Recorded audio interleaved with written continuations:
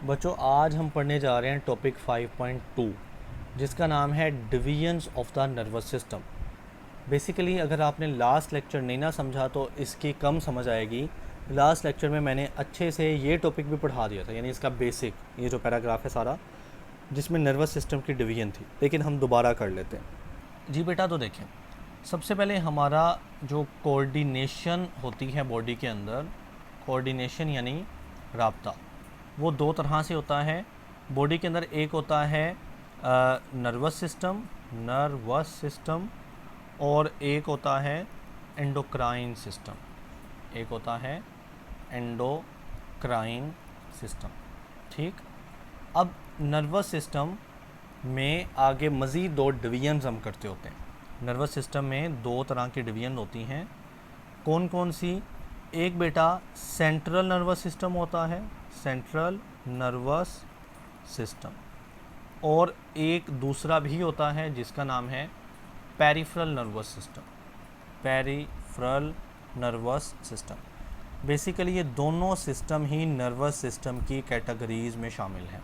Alright, so nervous system में neurons होते हैं, याद करें नर्वस सिस्टम में न्यूरॉन्स होते हैं। तो न्यूरॉन ही सेंट्रल नर्वस सिस्टम मिलके बनाते हैं, न्यूरॉन ही पेरिफेरल नर्वस सिस्टम मिलके बनाते हैं। लेकिन सेंट्रल नर्वस सिस्टम में होते हैं brain spinal cord, brain spinal cord, ठीक है, स्पाइनल कॉर्ड। ये दोनों हमारे पास क्या होते हैं? Central nervous system. Peripheral nervous system में होती हैं नर्व्स। तो नर्व्स मैंने कल समझा दिया आपको। बहरहाल हम ये देखते हैं कि ये नर्वस सिस्टम की डिवीजन है। नर्वस सिस्टम में हम डिवाइड करते हैं दो पार्ट्स में, central nervous system, peripheral nervous system. Central nervous system में ब्रेन आता है, स्पाइनल कॉर्ड आता है। पेरिफेरल नर्वस सिस्टम में नर्व्स आती हैं। जी बेटा, इसको सेम टू सेम लिखा है, रीड कर लेते हैं। There are two major component of the nervous system. Nervous system के दो पार्ट्स हैं, कंपोनेंट हैं। सेंट्रल नर्वस सिस्टम यानी CNS शॉर्ट फॉर्म में कहेंगे, पेरिफेरल नर्वस सिस्टम यानी PNS शॉर्ट फॉर्म में कहेंगे। अब आगे देखें, द CNS यानी सेंट्रल नर्वस सिस्टम में क्या होता है? Comprises of brain spinal cord. तो सेंट्रल नर्वस सिस्टम में ब्रेन स्पाइनल कॉर्ड होता है, जबकि पेरिफेरल नर्वस सिस्टम में क्या होती हैं बेटा? नर्व्स होती हैं। ये अभी मैं बता के हटाऊँ ना। अब ये नर्व्स बेसिकली यहाँ पर देखें, ये ब्रेन स्पाइनल कॉर्ड है, ये सेंटर पे कह रहा हूँ, ये ऊपर ब्रेन है और दरमियान में सेंटर पे है स्पाइनल कॉर्ड। ये दोनों मिलके बेटा CNS बनाती है, सेंट्रल नर्वस सिस्टम। और ये इन्हीं ब्रेन स्पाइनल कॉर्ड से ये जो 7 ब्रांचेज नहीं उठ रही हैं इस तरह सारी इधर भी नीचे भी सारा, तो ये है नर्व्स। तो बेसिकली ब्रेन स्पाइनल कॉर्ड से ही नर्व्स उठती हैं, निकलती हैं, और उन नर्व से बनता है PNS, पेरिफेरल नर्वस सिस्टम। तो कहता है peripheral nervous system PNS consist of nerves. इसमें नर्व्स होती हैं that arise from brain spinal cord, जो कि ब्रेन स्पाइनल कॉर्ड से निकल रही होती हैं nerves. Alright, and spread in different body parts या पार्ट्स ऑफ द बॉडी। और ये नर्व्स क्या करती हैं? बॉडी के डिफरेंट पार्ट्स में ऐसे फैल जाती हैं। तो बेटा आगे देखें, ऑल दीज कंपोनेंट यानी ये सारा ब्रेन स्पाइनल कॉर्ड यानी सेंट्रल नर्वस सिस्टम हो गया या पेरिफेरल नर्वस सिस्टम हो गया। नर्वस सिस्टम में तो न्यूरॉन्स ही होने हैं ना, तो all these components are made of neuron. इन सब में न्यूरॉन्स होते हैं। प्लस मैंने पहले लेक्चर में ये भी बात की थी कि न्यूरॉन के अलावा सपोर्टिंग सेल्स होते हैं जिनको न्यूरोग्लिया या न्यूरोग्लायल सेल्स बोलते हैं। यहाँ पे लफ्ज़ लिखा है न्यूरोग्लायल सेल। पिछले लेक्चर्स में हमने देखा था न्यूरोग्लिया, जिनमें शवान सेल मैंने आपको पढ़ाए थे। तो ये क्या होते हैं? सपोर्टिंग सेल, ठीक है, न्यूरोग्लायल या न्यूरोग्लिया। और मेन सेल कौन से होते हैं? न्यूरॉन। तो ये दो तरह के न्यूरॉन्स और न्यूरोग्लिया या न्यूरोग्लायल सेल से हमारा पूरा नर्वस सिस्टम बनता है। जी तो बच्चे, अब हम मूव करते हैं सेंट्रल नर्वस सिस्टम के ऊपर, CNS के ऊपर। तो CNS में दो चीज़ें हैं, ब्रेन है, स्पाइनल कॉर्ड है। तो स्टार्ट करते हैं ब्रेन से। तो बेटा ब्रेन को आज हम इस लेक्चर में ना यहाँ से यहाँ तक देखेंगे, यानी इंट्रोडक्शन ऑफ ब्रेन। फिर ब्रेन के जो 3 पार्ट्स हैं हम उनको 2 लेक्चर्स में कवर करेंगे। ऑलराइट, सो प्लेलिस्ट में जाके आपने सर्च करके उनको समझ लेना है। जी बच्चे, तो देखें brain, all life activities are under the control of brain. ये तो बेसिक बात है ना कि जो हमारा ब्रेन है वो हमारी पूरी लाइफ की एक्टिविटीज़ को कंट्रोल कर रहा है, ज़िंदगी को कंट्रोल कर रहा है। जी बेटा देखें, ये ब्रेन है हमारा और ब्रेन के बाहर ये हड्डी होती है जिसको हम खोपड़ी नहीं कहते उर्दू में, या हम उसको स्कल भी कहते हैं। यानी ब्रेन जो है वो स्कल के अंदर होता है, और बेटा इसी स्कल का नाम ना क्रेनियम होता है। इस हड्डी का क्या नाम है? क्रेनियम। यानी हमारा जो ब्रेन है वो कवर्ड होता है किसके अंडर, या किसके अंदर? स्कल के अंदर, क्रेनियम के अंदर। जी बेटा देखें, कहता है brain is present inside cranium. Brain cranium के अंदर मौजूद होता है, और cranium basically part of school है, यानी सिर्फ ऊपर वाला हिस्सा ना क्रेनियम है। मतलब ये समझ लें ये सारी स्कल है, ये भी स्कल है सारी, लेकिन क्रेनियम वो ऊपर वाला हिस्सा है जो कि ब्रेन को प्रोटेक्ट कर रहा है। So cranium is a part of skull. Skull तो पूरी है लेकिन उसका एक पार्ट है क्रेनियम। उस क्रेनियम के अंदर हमारा ब्रेन होता है। जी बेटा अब आगे देखें, ये हमारा ब्रेन आपको नज़र आ रहा है।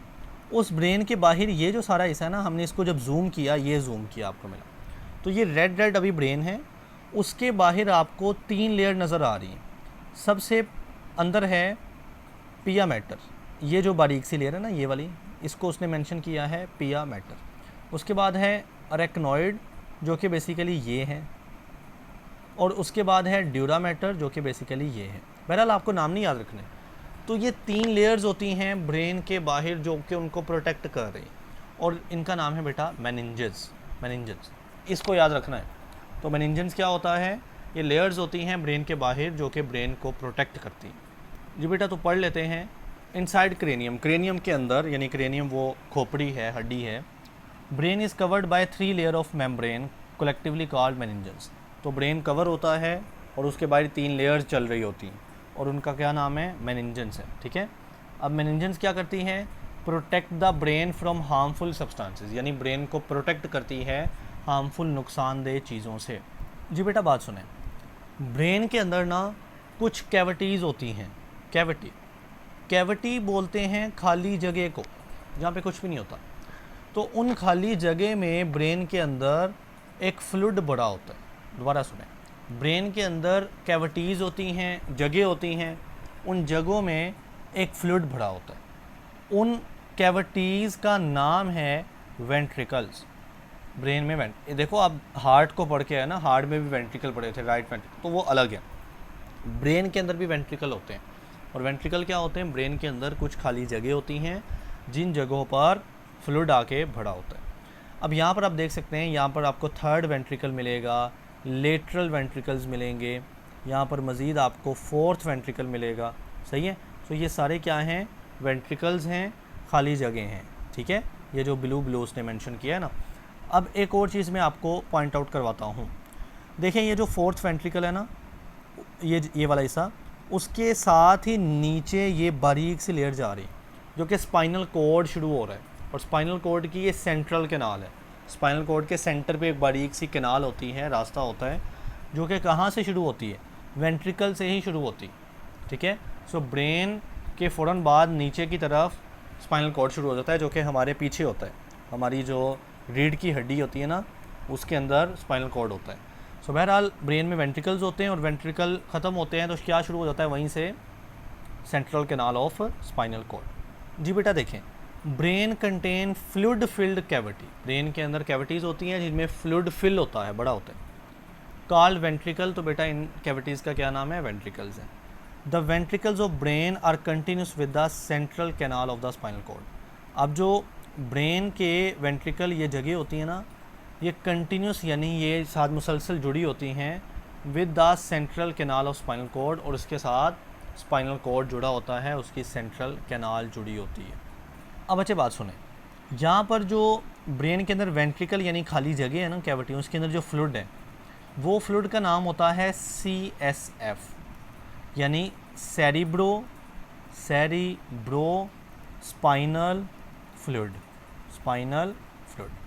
अब ये फ्लूइड जो है वो स्पाइनल कॉर्ड के इस सेंट्रल कैनाल में भी होता है, यानी इन वेंट्रिकल खाली जगहों में भी फ्लूइड होता है ब्रेन के अंदर, और स्पाइनल कॉर्ड की ये जो सेंट्रल कैनाल है बेटा, इसके अंदर भी क्या होता है? ये फ्लूइड होता है जिसका नाम है सेरिब्रोस्पाइनल फ्लूइड।